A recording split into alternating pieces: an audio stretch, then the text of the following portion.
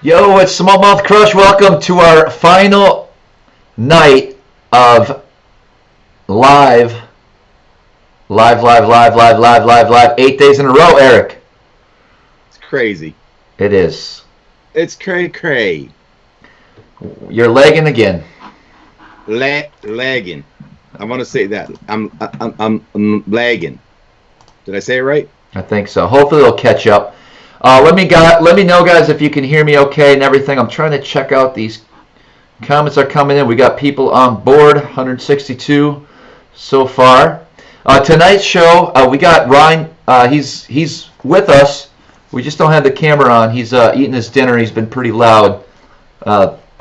So we decided to give him a little break here so he can finish his peas and chicken. And Eric's going to be... It's actually cauliflower, broccoli, carrots, and chicken again. He mixed it up. Frankie likes cauliflower, for anybody who wonders. I gotcha. Yeah. I'm wondering if I need to call you back, Eric. Yeah, you should. Scott Math Challenge. That's hysterical. Yes.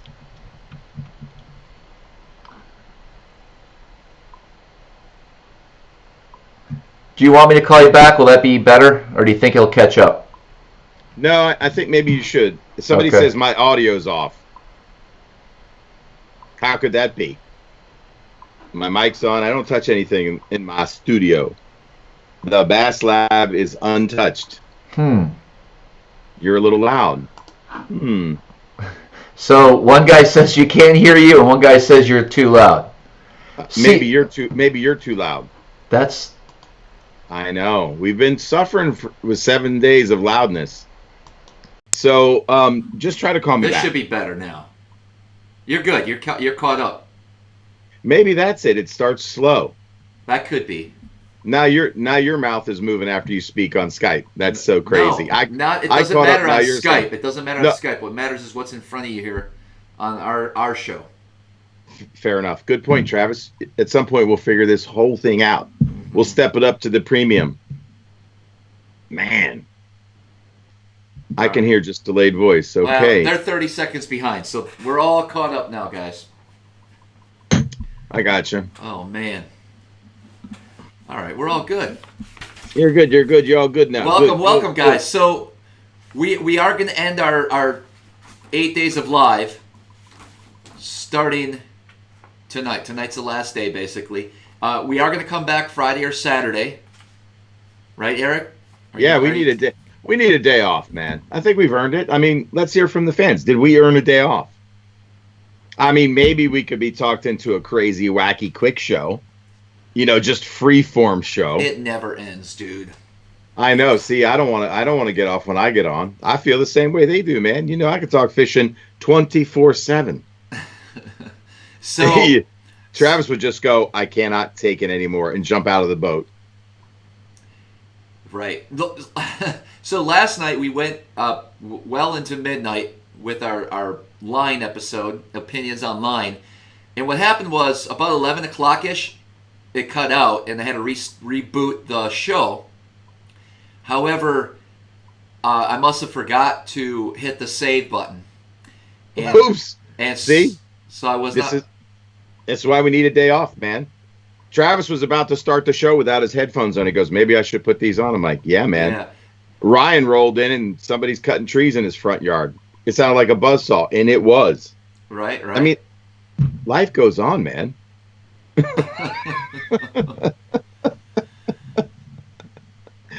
Somebody should call Mikey Balls and wake him up. I don't even know. I'm really excited about. Yeah, thank you guys for 25,000. 25K. That was impressive. That was all because of you guys sharing this this video last night.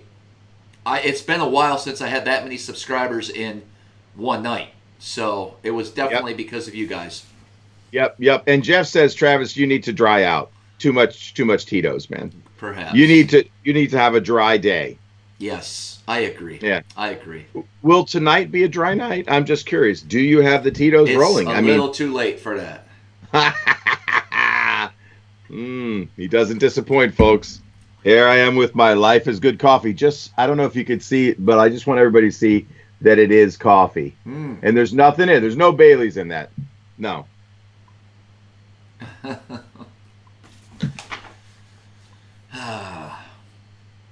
Well, let's. Oh yeah, they want to just give a. Did you get 8 hours in today on the timesheet? Because we let you off the hook yesterday with the timesheet review. Yes. I had to dock you right out of the gate on a performance improvement plan and 4 hours for the beginning of the week. Well, I did go to the dealer in the morning and dropped off all the equipment for my boat. So, I mean, I spent a lot of time doing that. So we went through everything. I had to map out, write out a list of what needs to be. So I can't do anything with the boat because it's just not, they're not open for business. The governor's not going to allow them to make a transaction until they give them the clearance. So right now we're just waiting on things to happen. That's all. Fair enough, man. Mm-hmm. All right, let's get into it because I'm super excited about this one. Breaking down a new body of water, whether it be if you're a tournament angler or you just want to go to a new body of water for fun, to do some fun fishing, do some exploring, I think you'll get a little bit out of this this video tonight. I have a bunch of notes here that I'm going to read off just so I can stay on track and make sure I share all the ideas with you. But I want to go through the steps that I take before I even leave the house, and then the steps I take while I'm in transition, heading to the new body of water or a tournament. And I'm going to focus a lot on tournaments.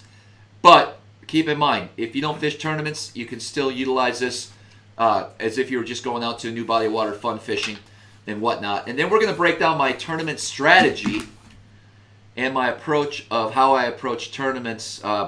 Pretty much it's a standard policy, Eric, that I have. I don't Policies and procedures. I don't vary off of it at all. It seems to have worked for you well. I mean, just look at the trophies behind that guy. Mm-hmm. I'm reading the comments again. I got to stop reading comments. Let me get through Yeah, this. just remember, I'm the moderator. We know you're a good moderator. I think you're going to be able to handle it tonight. Good? I'm fucking great. I'm just going to say it.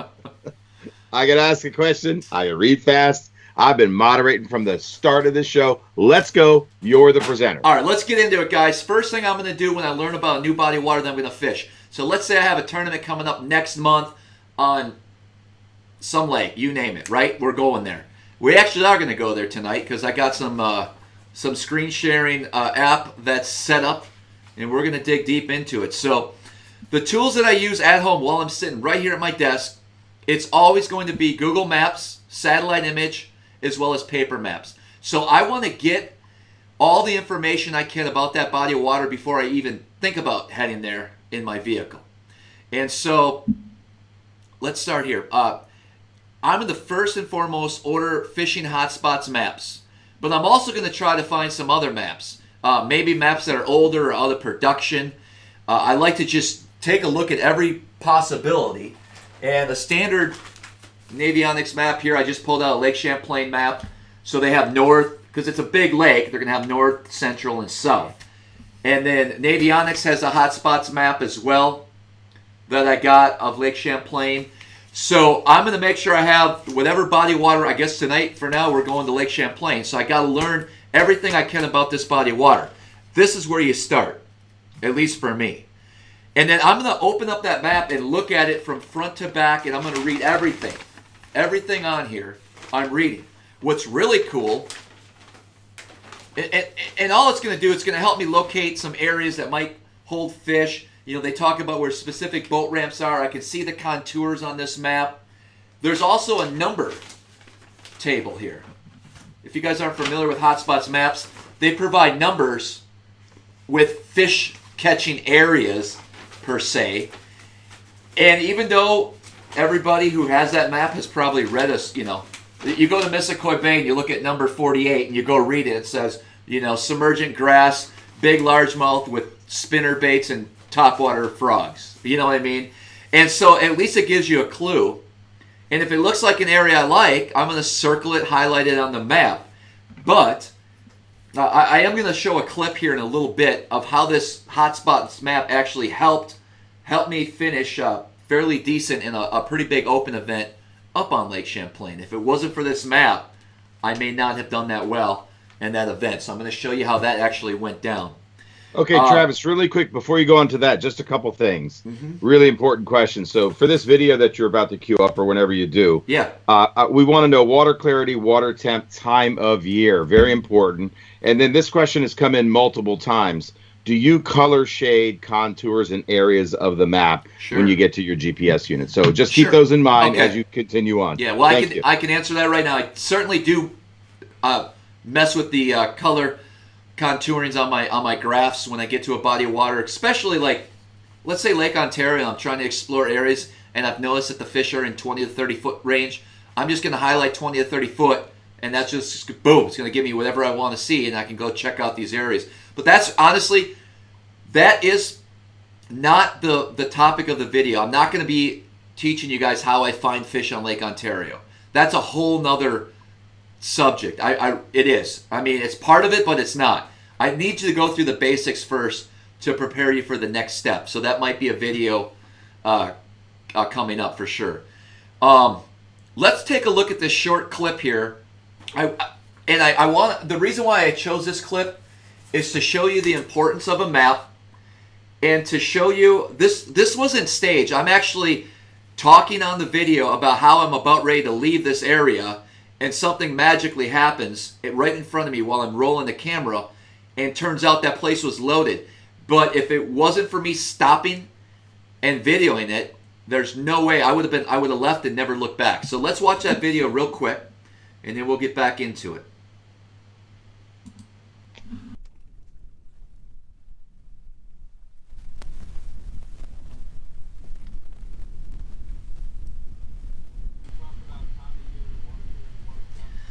Right now we're post spawn in June. Video's playing. Let me be quiet real quick. To check out, and it looked really good. It looked like a lot of good largemouth, and I flipped and really didn't find much. The map said it was a great smallmouth river. I don't know. So the fishing hotspots map tells me to go up the Ausable River and catch smallmouth bass in June. Well, I did go up the Ausable River, and all I could find was dogfish, some carp, a northern, and a few perch. Looks more like largemouth to me. So I don't know what to do with this map. They need to update it. There ain't no smallmouth in here. Am I off, or is this a money hole? Any locals, tell me what's up with the Ausable River. I don't even know if I'm saying it right. Anyways, here we are. Oh, we got some schooling action right here. Hold up. We're gonna head back to the ramp. I'm gonna get rigged up for, that way I don't have too much stuff to do tomorrow. I don't know what was going on out here. Whoa. Let me throw a swim babe a little bit. You guys are not gonna believe this. So, look at what I got here. Look at the size of this small jaw. Oh my God. Fishing hot spots, you may just win me this tournament. All right, I have to really figure this out now. What the? I mean, when I was talking, I saw a boil and I picked up the swim bait, and now I'm gonna crush him, perhaps. Let me reel this guy in. I'll figure this out. Can you imagine how many times we pass up fish? I literally was about ready to bolt out of that river and never come back, but I saw that fish boil, and that really turned some things around.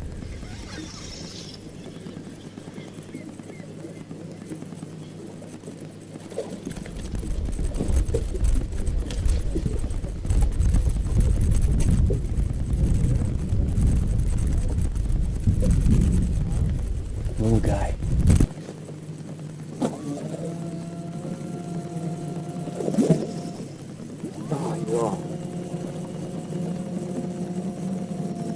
So my audio got a little funky here, but I was just talking about how often we probably pass up fish, just like I would have. I was ready to bolt out of that river and never look back. But luckily, I might be onto something. I'm going to have to go back tomorrow and check things out and see how legit it is. But this will end our video of midweek practice. I'll have my final thoughts and final practice day coming up. Would love it if you guys could subscribe to my channel. All right, we'll let them catch up here. But so that was just a quick example. The only reason why I went to that area of the lake is because I took out my lake map and read that fish spawn up in there that time of year. And although it was a little bit past the spawn, I thought, why not? So I immediately went into the river and saw all the laydowns and picked up a flipping stick because to me it looked like a largemouth spot. I went a good mile up it, nothing, and then came back down, decided to call it a day, picked up the camera to say goodbye to everybody and talk about my day, and a little fish boiled right next to my boat, which I spent the next 3 days in that area catching fish right where I was. So destiny, man. I mean, that little fish boiling, your video, and if you're not a SmallmouthCrush YouTuber, you never do that, and you don't fish that river. That's destiny. I guess so. Well, no, not really. It was map preparation because prior to going there, Eric, I'm saying if you weren't a YouTuber, you wouldn't have been filming the wrap up and seen that fish boil. That's what I'm trying to say. Connecting the point to the after hours discussion. Yes. I was throwing you a bone. No, I get it. So Ryan knows what I'm talking about. All right, so all right, Mr. Manson, yes. Can I ask one question to set up? Let me set the table for just a few more things that you're probably going to talk about. So as you continue through your practice, do you have a game plan and a rotation of areas before you head into the tournament of what you're going to do? I'm going to get into all that here, guys, for sure. Okay, so why don't you just roll, and if I see a good question, I may or may not ask it. Okay. Roll on, Travis. Here we go. So satellite image, of course, is going to allow me to search for certain things that I would normally not be able to see from even the boat. So what I'm talking about is when I know I'm going to a new body of water, I'm going to take a look at anything and everything with that satellite image. I'm going to look at docks. I'm going to find grass beds. I'm going to find if it's clean water, especially up in the northern part of the country. I'm actually going to see the rock piles, the structure, the sunken boats, things like that. I'm going to be able to find those areas right from my computer. So I'll spend hours and hours on Google Maps and using the satellite. Now, let me see here. Docks, hardcovers. Oh, here's another thing. Let me actually show you an example if I can make this work here of my screenshot. Okay, so here we have a map, a Google image. I want to go over here because this is and this is a place, Eric, I think we're going to go to someday. Awesome. Because it's on my bucket list. The Edmund Fitzgerald spot? Well, no, Edmund Fitzgerald sunk right up in here. Oh, we're going. Yeah, but the spot I'm thinking of is off of Lake Huron. I believe I'm pronouncing it right. It's Norwegian Bay. It's a massive freaking bay. It's got to be Norwegian Bay. But look at this. Cool. As I zoom in. Yeah, let's do it. To this area, it reminds me a lot of like the Thousand Islands area. It's crazy. I mean, look at it. That. Can you see that? At it. Yeah, man. Look at all the islands and stuff. If I pull out a map, just look at a regular map of it. Darlene lives there. She sees her house. Do you see that, Eric? How awesome that place looks? Man, that's crazy. So let's just say we're planning a trip there. The first thing that I look at when I see all this structure here is I see a big bay inside of this bay, right? And so for me, that's going to be a spawning bay. It's called Perry Sound.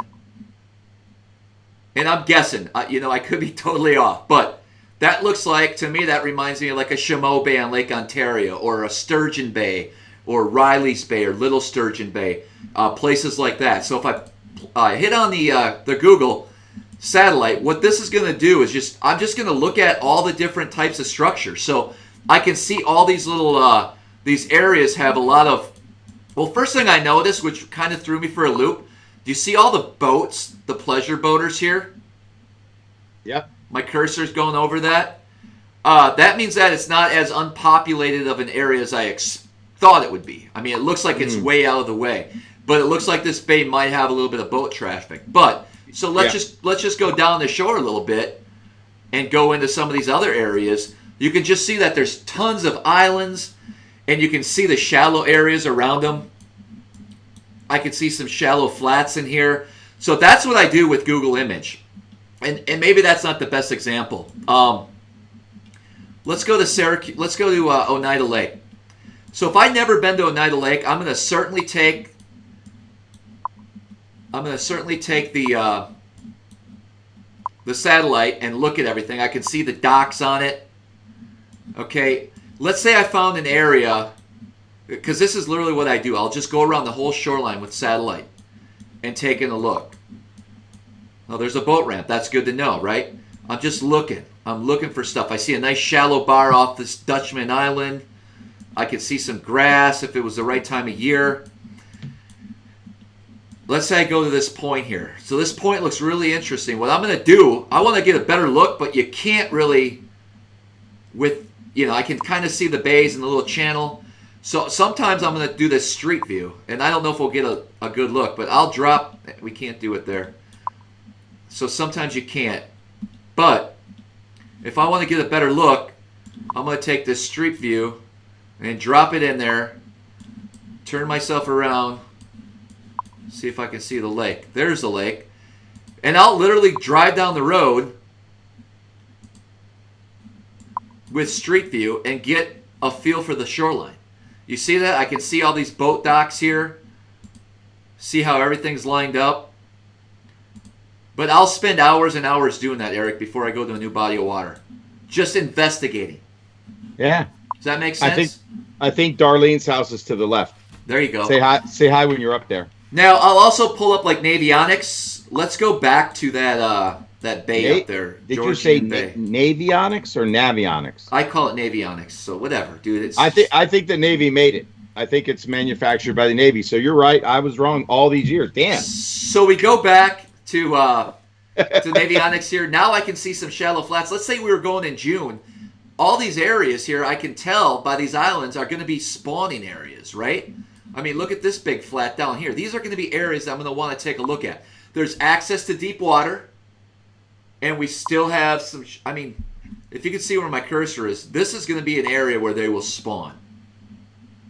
Does that make sense? So that's all I'm doing. I'm trying to put the puzzle together. Now let me go back to the full screen here with us. There we go. I know we got Ryan joining us. We're going to bring him in a second as I get through this because I'm sure he's going to have a lot to add. But then I'll do internet research. So I'm actually going to search out... Whoa. You froze there, Travis. Froze. Okay. Am I better? You're back now. Okay. I don't know what you just said for the last 15 seconds. Maybe they do. So then I'm going to look for internet. I'm going to do some internet research on certain areas, spots, techniques, and colors. So these are what I call internet lake buzzwords. Ike and Ellie's termed that phrase before, buzzwords. I'm just going to Google. Let's say I'm going to Lake Guntersville. I'm going to Google Lake Guntersville bass fishing, and let's say I'm going in June. And so I'm going to get a bunch of reports. I'm going to get YouTube videos. I'm going to find out what colors guys are using. I'm going to just piece together everything I can. Hey, Travis, just call Ryan. No need to do the Google search. Hello, he's right there, dude. Just call me, Travis. That's 3 paragraphs down. Can I finish? Let's say I don't know Ryan, okay? Of course. We're just having fun. So this is going to give me some community holes, areas. Breathe. So you guys know I have plenty of black and green pumpkin plastics because I keep things basic. But if I keep seeing a buzzword about a green pumpkin blue fleck bait, then I'm going to make sure to write that down. And I might have to think about, you know what, this lake, maybe it's Alabama craw, or maybe there's a certain color that's specific to that lake that keeps coming up that I'm going to have to get in order to go down there. Does that make sense? Can I get a... Yes, it makes sense. Yes, that makes sense, Travis. Okay, thank you. Remember, I speak for the community. I'm just the moderator. Okay. Ryan is the other guy on the stream, so he should be like giving you support. So checking fish. I'm going to check fishing reports in the area online. That's another way, just to gather clues. I'm also going to look at tournament results. So I want to know what the past results were, the recent results, as well as results. Let's say I'm going in July. There's no recent results in July. So I need to look at last year's July results just to get an idea. What am I up against on that body of water? And then, of course, any current results that I can find. It's just going to let me know how the lake is fishing. If I'm practicing in a tournament, I'm going to want to know what it's going to take to win. That's important. I also want to know, if I'm looking at a 22-pound bag or a 16-pound bag. And then what species normally dominates. Especially for me, a lot of times I'm fishing smallmouth and largemouth lakes up here. I want to know what's the dominant fish that normally wins. And then I'll focus on that fish. So for instance, if you've never fished the Chesapeake Bay, I would type in the Chesapeake Bay Bass Fishing, and I would look at hours and hours of videos out there about it. I would watch the videos, I would take notes, I would see what weights, and then keep in mind, in the springtime, it's going to take 24 pounds to win on the Chesapeake, but in August, a 14-pound bag can win sometimes. So you need to know I can't stress it enough, you need to know what that lake's going to give up for that time of the year, so you can start understanding how your tournament prep and how your practice is going to go. Now, here's my point. Now, if I know someone in the area, I will certainly reach out to them to gather more information. So obviously, if I was going to go fish Pickwick, I'd call up Ryan, and I would get his perspective on the fishery. And I normally do this only if it's the guys that I trust and know I can get accurate information. It's hard to fish somebody else's fish, especially a stranger over the internet that calls you up and he's typing to you and he's saying, hey man, every Wednesday night we have these Wednesday nighters and I go in this cove and I crush them on the buzz bait, 20 pounds guaranteed. You want to write that down, but I only go off of information from guys that I really trust that are giving me the juice, because I can't go off of just I could tell you that any cove in the evening will produce fish on a buzz. You know what I mean? It's hard for me, and I don't know if Ryan agrees, to catch other people's fish. Yeah, I think that's a great point. Great point. When you're reaching out and getting info from Instagram and sliding in other fishermen's DMs, you really just want to see what area of the lake is productive, and then that'll get you in the right zone. And then you need to go do your own investigating from there. Don't get too much information. Yeah. Now I'm still trying to gather clues. So I will do this, because I don't beg for information, but I will do this, and you guys might want to try it because it works really well. I'll just say, I'll make a post on my Facebook page and say, can't wait to head down to Pickwick to crush some big largemouth. And guess what? I got a bunch of people on social media that live down there. They're going to start feeding me little clues again. Hey man, love it. I threw this spinner bait, blah, blah, blah. And so I'll keep gathering this, and I'm writing all this stuff down. I'm just taking notes. I might not be like, okay, I got to do exactly what this guy said, but at least I have another piece of clue that might help me put it together. That's all of this whole stage is for me, is just gathering clues. So once I have all the information, I feel like I have a good game plan. I'm going to write that out and try to make, the next step is to be as efficient as possible, which means controlling the things that I can control before I can get down there. And so this sounds stupid, but listen, guys, I'm going to buy my license online so I have it. I'm going to locate all the boat ramps and write down the address on a piece of paper. So if I decide to go to another part of the lake on a whim during practice, I don't have to sit there and be lost. I've been lost for 2 hours finding the boat ramp before. I want to make sure I have the addresses in my GPS ready to go. Lodging. I want to make sure that my hotel down there, wherever I'm staying, is going to give me plenty of room to park my boat and plug in my boat. I don't know how many times I've just tried to find a place to stay at the night, and there's no place to plug in a boat, and I'm screwed. I don't have battery juice for the next day. So I try to do all that before I get on the road. There's a lot of noise in the background. Who is that? Ryan. No. Did you even have to ask? I know. And then, so here's another thing. So I'll keep that in mind. And I always make sure when I book a reservation, if I can, I want to be on the first floor. Okay. I need to be on the first floor. All that shit I carry in and out of my room. Gas stations is another thing. I want to know where the local gas stations are. I want to have everything to go. If you don't know, this is just me trying to be super, super prepared.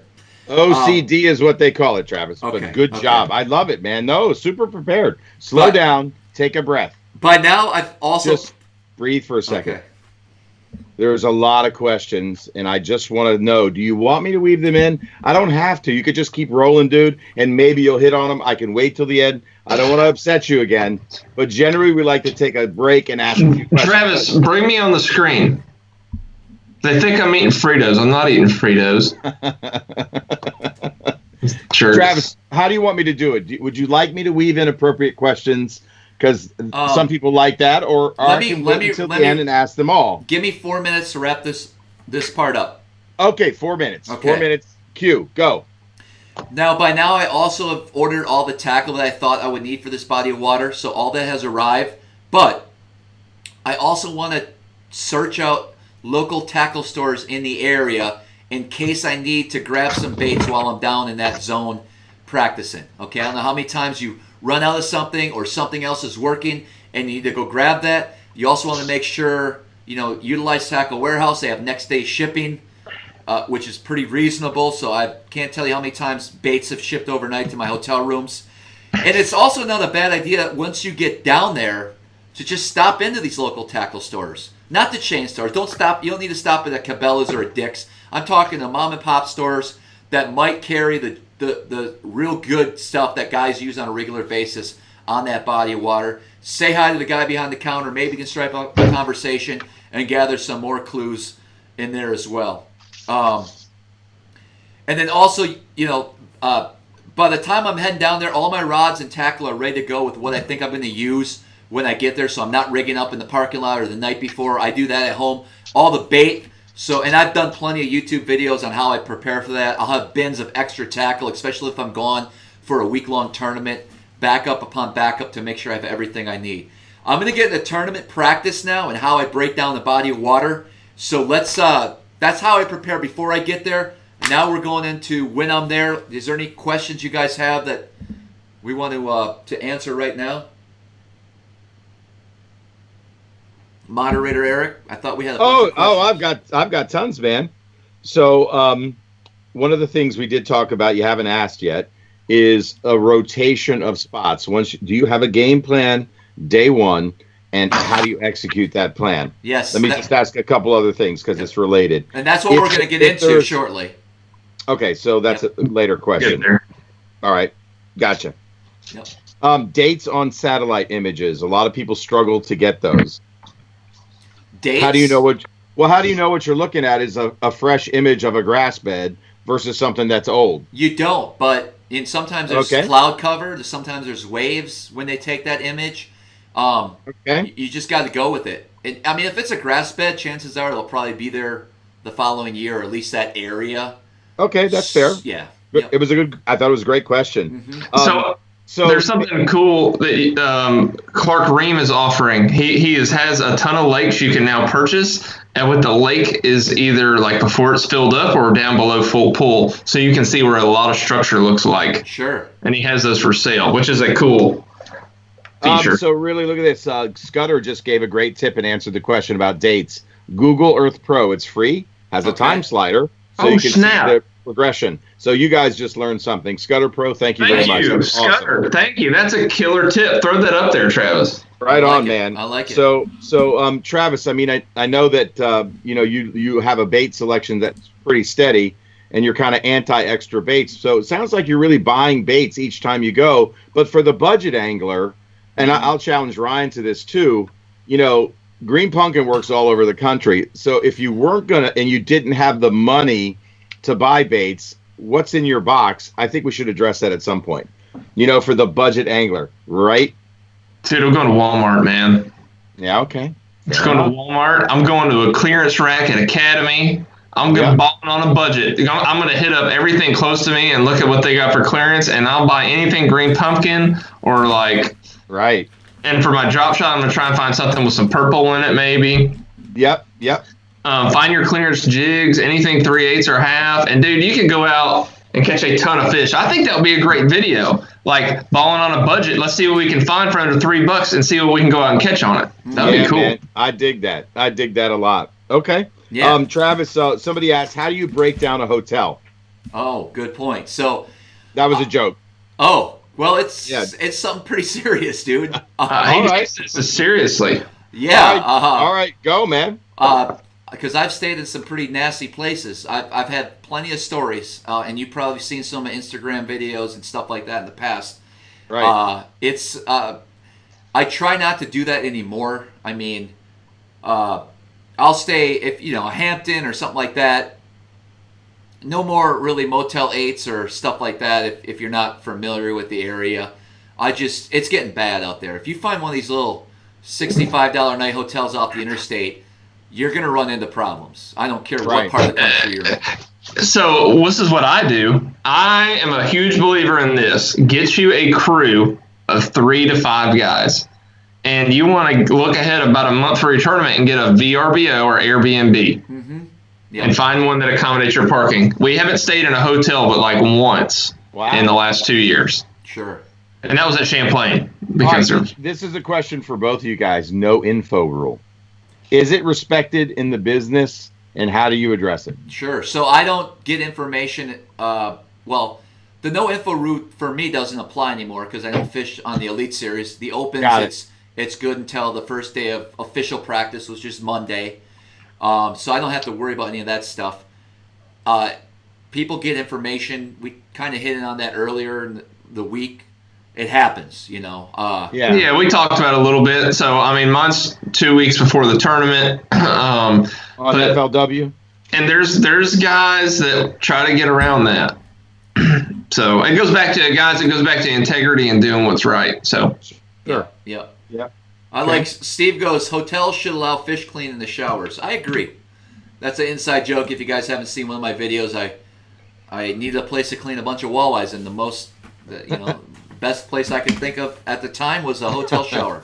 All right, Travis. Those are the questions so far. Perfect. Now you want to proceed? How many more segments for you? Just a little bit here. So getting back to remember the maps, big into hotspots maps, but also the old school maps. I just picked this map up on the Potomac, and if you look at that, who's that guy in the middle, Eric? Is that Eric? No. It's really, there's a light shining on the image, so I can't see his face. Bill Dance? That's what it looks. Roland Martin. Bill Kramer. Get out, man. I was halfway there. Swear to God. That's so crazy, man. I got to send me a picture of that because I totally want to send it to him, man. Right. So that's my boy. That's just an old school map from the early 90s that has... Billy, you're my boy. This is when they actually went up with an airplane and took aerial photographs in black and white. Yeah. Printed out. Wow. Yeah, so... Anyways, so let's get into it. This is the juice here, the tournament practice, how I go about it. So, I'm proud of this, so I'm going to say it, all right? I'm not bragging. I have about a 90% success rate, cash and checks in local and regional and open tournaments. I fished 3 years now on the opens. I've always finished, my best finish was second in points, and the reason is because of this plan that I'm going to share with you guys, all right? Because I do well in tournaments is strictly because of this. I can't think of any other reason why I'm so consistent on the team trails, the BFLs, any of that. And it's because of what I'm going to share with you guys. So pay attention, because just because this is my plan doesn't mean this is yours. Again, it's all opinions. This is what works for me. And so I'm excited to share this with you guys. If it's a major event like an open, I need 7 days of practice. Okay? Whoa! Sorry, go ahead. Okay. Who could afford that? Well, don't sign up. It's $1,900 to enter an open. If you're not going to show up and put your time in, why show up? We'll get to the other half of the realistic society when I talk. It's okay. Go ahead. Okay. All right, go ahead. Keep going. 7 days of practice. Yep. All right, I'm writing that down. So, and here's the deal. I don't have confidence. Now, listen, if it's a BFL, no, I'm not showing up 7 days before. I'm talking about an open tournament where you drop $2,000 in entry fees. I got you. Okay. So this is the higher level payback tournaments. Yeah. 7 days. Okay, gotcha. Yeah. So I honestly don't have confidence in my ability to break down a new body of water in 3 to 4 days. I just don't. Okay. Sure. And so what do I mean by that? So let's say the tournament starts on a Thursday, and it's normally a 3-day tournament. So you got to qualify for the third day. So I want to get on the body of water the Thursday before the official event starts. So that's a week, okay? 7 days prior to that. Now that I took the time and looked at Google Earth, I have all the information that I need. I'm feeling confident before I even get there. Whether it be a tip I got or an area that looks good, anything I circled on the map that I think I want to fish, day one, when I get down there, that's what I'm going to start. I'm going to check out any hunch that I have. If, an area that I want to just, I know I'm going to drive all night to this lake. I'm going to launch my boat in the morning, and I'm going to fish that area I specifically picked out and planned for weeks in advance. I'm going to go pick it apart. So that's Thursday. Let's see here. And if there's more than one area, I'll check it out for the same day. So Friday and Saturday, I try to do what I call off-the-wall stuff. Okay? So that's my instincts. That might be a hard-to-reach place. Exploring a proven technique on a body of water that's not my strength. Okay? So let's say I go to Clear Lake in the spring and everyone's throwing giant swim baits. If I was fishing a tournament down there, I don't have a lot of experience throwing giant swim baits, but Friday and Saturday, I'm going to force myself to do it in practice, okay? If that's what works based on my research, I'm going to try to figure that game out. And again, it goes with instincts. And another thing, it's hard to reach places. If I find a sneaky little spot on Google Maps, which I've done hundreds of times, I'm going to go into those areas and maybe waste my time. But, I've been up rivers 2-3 miles, and it's taken me half a day to get up and half a day to get back. But that's why when I say I need 7 days, because 2 of those days is for me to try to figure out some stupid shit, off the wall stuff. And sometimes it works. So Sunday and Monday is when I'm going to expand. If I found anything on Friday and Saturday, that's when I'm going to expand on it for Sunday and Monday. Or if I need to refine some areas. Example, or if I don't find anything, then Sunday and Monday, I'm going to start reaching out areas that are further away from the boat ramp, far away spots, places that might be 80 miles away from takeoff. I'm going to dabble into that zone as well. Because listen, guys, I already have the confidence in the spots and the areas based on my research that I know come Monday, Tuesday, Wednesday, if I have to, I can go fish those areas that are tournament proven or community holes or areas that I think will hold fish. I can figure something out in that short time frame. That's why on Monday, I'm making long drives to certain parts of the lake. My longest run in a tournament was 120 miles one way. So those are things that I like to do. Does that make sense? Give me a yes, that's fine. Yes, that's fine. Ryan, okay. Remember, you got to be interacting with Travis. Okay. I don't.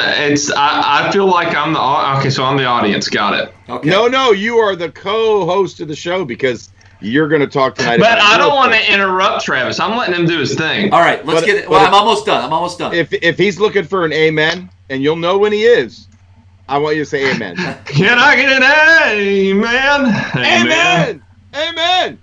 Okay, here we go. Once Tuesday comes around, boys and girls, I'm going to have a good feeling how the lake is fishing and how I feel about my practice. I'm also going to know if I have a shot of winning.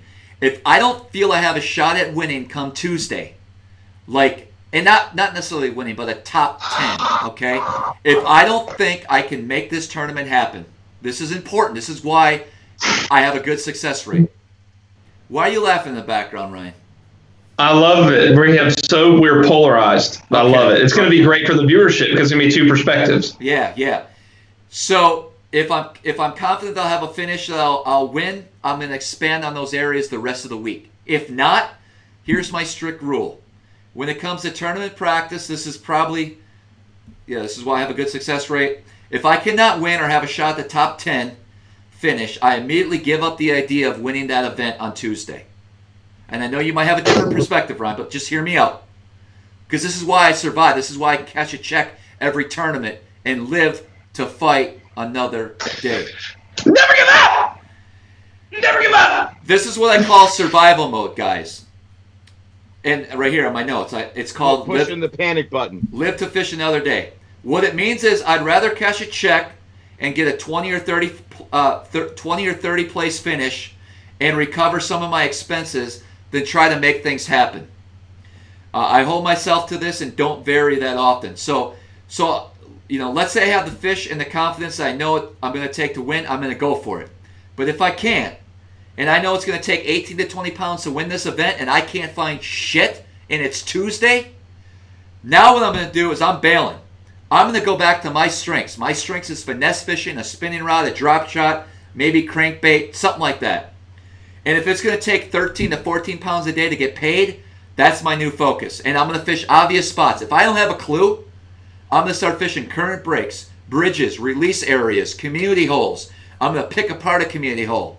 I'm going to find me my 14 pounds so I can get a check, get paid, pay my expenses, and guess what? Next month there's another open. I'm going to do it all over again and try to win that one. But I need to make money in order to continue. Another time when I'll do a fallback. There's times when I think I'm going to win an event, and I'm like super excited, and by 11 o'clock I ain't got shit in the live well, and I'm panicking. Instantly, done. We're going back to survival mode. I'm going to go get my 14 pounds, come back to the launch ramp at 3 o'clock, and at least tomorrow, I'm going to see if that 20-pound bag's there, and if it's not, I'm going to go back with a check. That's the secret, guys. It's all about, for me, it's the map study, knowing my limits, knowing whether or not I can compete by Tuesday, and then falling back on my strengths and recovering and trying to make a check. That's how I've done a 90% success rate in tournament. I don't miss too many checks, and that's because I stick to that. And I've won plenty of tournaments and have come close to winning opens and things like that. So I like my strategy. It's just a matter of time when it'll all work out. So do you have an idea of why you haven't won one yet? That's that's the thing that'll grind on a guy like you. I know why I haven't won an open, because I know. Yeah, bigger stage tournament. It's hard to win an open, dude. It's hard to win a tournament. I have the answer, and I haven't won yet, but I've been doing it probably a shorter period of time than Travis. Go ahead. You're not fishing the moment. Wrong. You try to plan your stuff out too much, No. in my opinion. We've had this conversation before. But Ryan, you can't argue I with fish my guy. very free. I understand that, but I'm not saying I cannot adapt to your style, Ryan. I would not be. I got it. I would never be able to fish free like you. I cannot do it. The only reason why I'm here today with plenty of high finishes is because of this plan. And if you try to make me change, I don't know if I would be that good of an angler. So you'll never be, like, you have this baseline of how Travis does things, which I think is great. I think what Travis, to take it to the next level, and you just got to be open to what I'm giving you, and I'll be open to what you give me. To open is to maybe try it. What do you have to lose? And that's how you're going to get better. Because I think what you're missing on that day 3 and day 4, and to close that shit out, is those gut decision calls where you abandon what you did and go win. And I think the guys that win, and I study a lot of winners, so Brian Thrift, Jordan Lee, he's a buddy of mine. I study these guys and how they fish, and the common denominator, guys, is fishing from the hip and fishing the moment now it's a balance of what Travis does. They always have a place where they